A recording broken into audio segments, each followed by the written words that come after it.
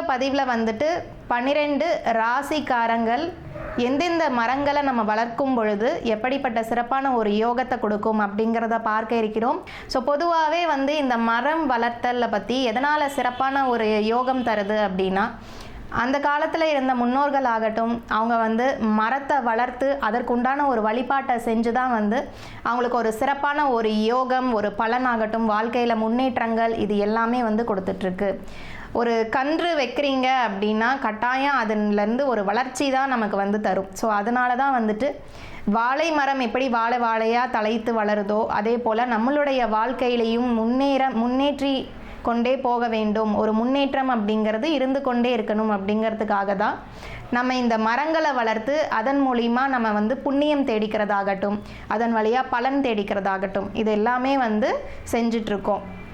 இது வந்து ஒரு புதுசாக வந்த விஷயம் கிடையாது. முன்னோர்கள் வந்து வழியாக வந்துட்டு அவங்களுக்கு உண்டான நட்சத்திரத்துக்குரிய மரங்களை வந்து நட்டு அந்த மரங்களை நட்டு அதன் வழியாக அவங்க பலன் பெற்ற வகையை பற்றி தான் இப்போ பார்க்க இருக்கிறோம். மேலும் இந்த மகர ராசியிலேயே வரக்கூடிய 2வது நட்சத்திரம் அப்படின்னு பார்த்தோன்னா திருவோணம். ஸோ இந்த திருவோண நட்சத்திரத்தில் யாரெல்லாம் பிறந்திருக்கீங்களோ எருக்க மர கன்றை வந்து நட்டு வைக்கணும்.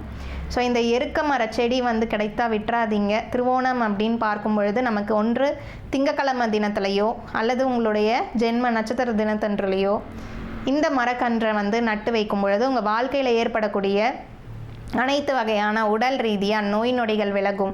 அது மட்டும் இல்லை, நீர் சம்மந்தப்பட்ட பிரச்சனைகள், சில பேருக்கெலாம் நீர் கோத்துக்கும் அப்படின்னு சொல்லுவாங்க. ஸோ இந்த நீர் கோற்றல் பிரச்சனைகளும் சரி, இது எல்லாத்துல இருந்து விடுபடலாம். அடுத்து இந்த ஆட்டிசம் சார்ந்த பிரச்சனைகள், மூளை கோளாறுகள், ஸோ இந்த மாதிரி பிரச்சனைகள் இருக்கும் பட்சத்தில் அவங்களுடைய தாய்மார்கள் தாராளமாக இதை வந்து செய்யலாம். ஸோ இந்த பதிவில் வந்து ரொம்பவே ஒரு அருமையான தகவல் தான் பார்த்தோம்.